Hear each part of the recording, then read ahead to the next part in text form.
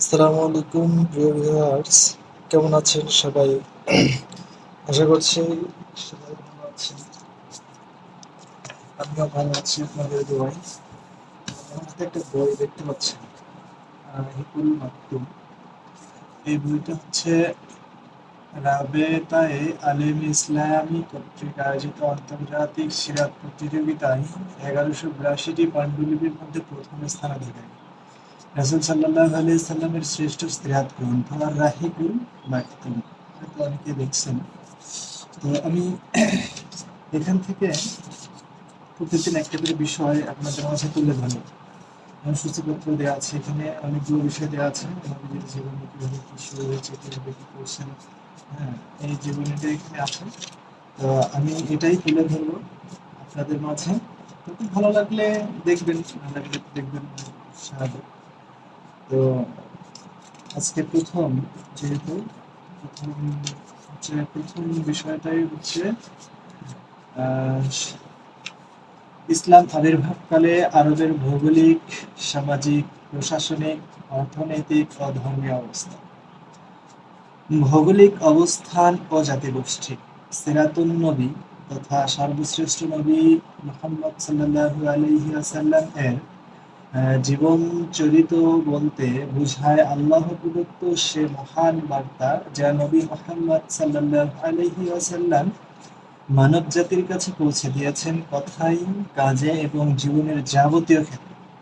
এই বার্তা মারফত যিনি মানুষকে ভ্রষ্টতার নিকষ কালো অন্ধকার হতে উদ্ধার করে শাশ্বত আলোকোজ্জ্বল পথের দিশা দিয়েছেন, মানুষের দাসত্ব শৃঙ্খল থেকে মুক্ত করে আল্লাহর দাসত্বের পথ দেখিয়েছেন, তিনি তো ইতিহাসের চিত্র পাল্টে দিয়ে মানব সভ্যতার আমূল পরিবর্তন সাধন করেছেন। সর্বকালের সর্বশ্রেষ্ঠ মানব মুহাম্মদ সাল্লাল্লাহু আলাইহি ওয়াসাল্লামের পবিত্র জীবনের পূর্ণাঙ্গ প্রতিচ্ছবি অঙ্কন কেবল তখনই সম্ভব যখন নবুয়তের পূর্বের ও পরের অবস্থার তুলনামূলক বিশ্লেষণ করা হবে। মূল আলোচনার পূর্বে এ অধ্যায়ে প্রাক ইসলামিক আরবের ভৌগোলিক সীমারেখা, আরব ভূমিতে বসবাসরত বিভিন্ন সম্প্রদায়ের অবস্থা ও অবস্থান এবং তাদের ক্রমোন্নতির ধারা, তখনকার রাষ্ট্র পরিচালনা, নেতৃত্ব প্রদান, দিন ধর্ম, আচার-আচরণ, বিশ্বাস, চিন্তা চেতনা, রাজনৈতিক, সামাজিক ও অর্থনৈতিক সহ যাবতীয় নিখুঁত চিত্র পাঠকদের সামনে তুলে ধরা হল। এখানে বুঝতেই পারছেন আপনারা কিভাবে সুন্দরভাবে আলোচনা করা হবে। তো আপনারা যারা দেখবেন বা শুনবেন অবশ্যই মনোযোগ সহকারে শুনবেন, তাহলে নবীজির জীবনী ভালোভাবে জানতে পারবেন। আরো অন্যান্য বই আছে, অনেক বই আছে, তবে আমার কাছে এটা ভালো মনে হয়েছে, আমি পড়ছি, ভালো লেগেছে, তাই আপনাদের মাঝে শেয়ার করছি। অনেক কিছু না। আরব, আরবের অবস্থান। আরব শব্দটির আবিধানিক অর্থ হচ্ছে বালুকাময় প্রান্তর, ধূসর মরুভূমি বা তৃণশস্যবিহীন অঞ্চল। প্রাচীনকাল হতে আরব উপদ্বীপ এবং সেখানে বসবাসকারী সম্প্রদায়ের জন্য এ পরিভাষাটি ব্যবহৃত হয়ে আসছে। আরবের পশ্চিমে রয়েছে লোহিত সাগর ও সিনাই উপদ্বীপ, পূর্বে আরব উপসাগর ও দক্ষিণ ইরাকের বড় একটি অংশ, আর দক্ষিণ দিকে রয়েছে আরব সাগর যা ভারতের মহাসাগরে বিস্তৃত, উত্তরে শ্যাম রাজ্য এবং ইরাকের কিছু অংশ। অবশ্য উল্লেখিত সীমান্তসমূহের কোনো কোনো ক্ষেত্রে কিছুটা মতপার্থক্য রয়েছে, আর সমগ্র ভূভাগের আয়তন 10 থেকে 13 লক্ষ বর্গমাইল পর্যন্ত ধরা হয়। ভৌগোলিক এর ভৌগোলিক এবং ভূপ্রাকৃতিক উভয় দৃষ্টিকোণ থেকেই আরব উপদ্বীপ অত্যন্ত গুরুত্ব ও তাৎপর্য বহন করে, কারণ তা চারিদিক থেকে মরুভূমি বা দিগন্ত বিস্তৃত বালুকাময় প্রান্তর দ্বারা পরিবেষ্টিত। ফলে তা এমন এক সুরক্ষিত দুর্গে পরিণত হয়েছে যে কোনো বহিঃশক্তির পক্ষে এর উপর আক্রমণ করা, অধিকার প্রতিষ্ঠা করা কিংবা প্রভাব বিস্তার করা খুবই কঠিন। আর এ কারণেই আরব উপদ্বীপের অধিবাসীগণ সে সুপ্রাচীন কাল থেকে সম্পূর্ণ স্বাধীনভাবে নিজস্ব স্বতন্ত্রবোধ বজায় রেখে চলে আসছে। অথচ অবস্থানগতভাবে এ উপদ্বীপটি এমন দুই পরিশক্তির মাঝে পড়েছে যে ভূপ্রকৃতিগত প্রতিবন্ধকতা না থাকলে এ পরিশক্তিদ্বয়ের প্রভাব থেকে মুক্ত থাকা তাদের পক্ষে কখনোই সম্ভবপর হতো না। বহির্বিশ্বের দিকে থেকে লক্ষ্য করলে আরব উপদ্বীপের অবস্থান প্রাচীন যুগের মহাদেশগুলোর একেবারে মধ্যস্থল বা কেন্দ্রবিন্দুতে পড়ে এবং তা জল স্থল উভয় দিক থেকে পৃথিবীর বিভিন্ন দেশ ও মহাদেশের সঙ্গে সংযুক্ত এবং এর উত্তর পশ্চিম সীমান্ত হচ্ছে আফ্রিকা মহাদেশে গমনের প্রবেশপথ, উত্তর পূর্ব সীমান্ত ইউরোপ মহাদেশের প্রবেশের সিংহদ্বার, আর পূর্ব সীমান্ত হচ্ছে ইরান ও মধ্য এশিয়া হয়ে চীন ভারত সহ অন্যান্য দূর অনারবি দেশে গমনাগমনের বিশাল ফটক। এভাবে সমুদ্রকে কেন্দ্র করে পৃথিবীর বিভিন্ন দেশ আরব উপদ্বীপের সাথে চমৎকারভাবে মিলিত হয়েছে। ফলে বিভিন্ন দেশের জাহাজগুলো সরাসরি আরবের বন্দরে গিয়ে ভিড়ে। নৈসর্গিক এমন ভৌগোলিক অবস্থার প্রেক্ষিতে আরব উপদ্বীপের উত্তর ও দক্ষিণ সীমান্ত ছিল বিভিন্ন সম্প্রদায়ের লক্ষ্যস্থল এবং ব্যবসা বাণিজ্য, সভ্যতা, সংস্কৃতি ও মতবিনিময়ের কেন্দ্রস্থল। আরব প্রজন্ম ও সম্প্রদায়ের সমূহ।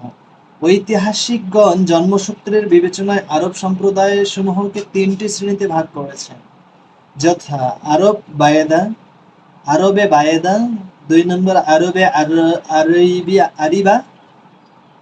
আরিবা, আরবে মুস্তারিবা।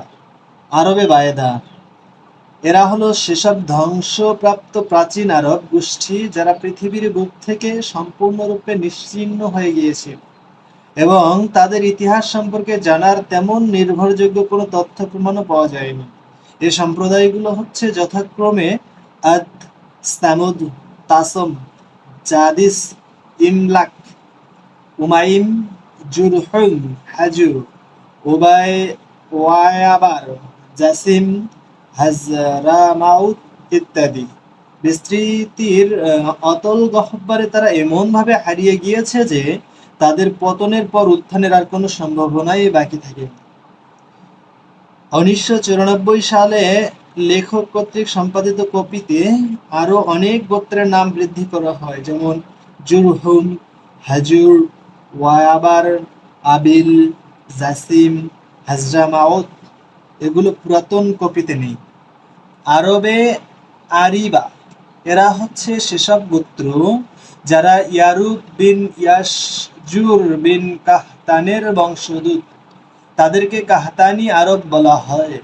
আরবে মুস্তারিবা 3 নম্বরটা। সর্বশেষ হচ্ছে সে আরব সম্প্রদায় যারা ইসমাইল আলাইহিসসালাম এর বংশধারা থেকে অবগত। তাদেরকে আদনানি আরব বলা হয়। আরবে আরিবা অর্থাৎ কাহতানি আরবদের প্রকৃত আবাসস্থল ছিল ইয়ামান রাজ্য।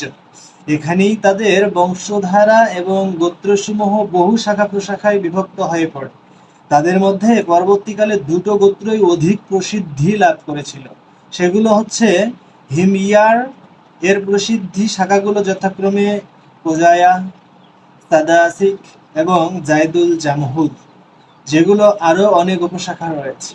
কাহালান এর প্রসিদ্ধ শাখাগুলো হামদান, আলহান, আশআর, তাই, মাজহিজ, লাখন, জুজাম, আমেলা, খাওলান, মাআফির, আনমার ও আজদ সহ আরো অন্যান্য শাখা গোত্র। যেমন আজদের শাখা গোত্র হলো আউস, খাজরাজ, খোজায়া ও বনু গাসসানের বংশ। পরবর্তীকালে অধিকাংশ কাহালানি গোত্র ইয়ামান রাজ্য ত্যাগ করে আরব উপদ্বীপের বিভিন্ন অঞ্চলে ছড়িয়ে পড়ে। সাধারণভাবে তাদের দেশ ত্যাগের ঘটনা ঘটে সাইলে আরিম এর কিছু পূর্বে। এটা হলো সে সময়ের ঘটনা যখন রোমীয়গণ মিশর ও শ্যাম দেশে অনুপ্রবেশ করে ইয়ামেনের অধিবাসীদের বাণিজ্যিক কাফেলা চলাচলের রাস্তার উপর একচ্ছত্র আধিপত্য ও প্রতিষ্ঠা করে। এবং স্থলপথে যাবতীয় সুযোগ সুবিধা চিরতরে বন্ধ করে দেয়। এর ফলে কাহলানিদের ব্যবসা বাণিজ্য বন্ধ হয়ে যায়। পবিত্র কুরআনের জলজন্ত প্রমাণ বহন করেছে। তো আজ এই পর্যন্ত এখানেই শেষ করছি ইনশাআল্লাহ। পরবর্তী পর্বের জন্য অপেক্ষা করুন এবং পরবর্তী পর্বে অবশ্যই আরেকটু বেশি করে দেওয়ার চিন্তা ভাবনা করব। ওকে, আসসালামু আলাইকুম ওয়া রাহমাতুল্লাহি ওয়া বারাকাতুহু। যদি ভালো লাগে বইটির বক্তব্য, তাহলে শেয়ার করতে পারেন, কমেন্ট করতে পারেন, মতামত জানাতে পারেন।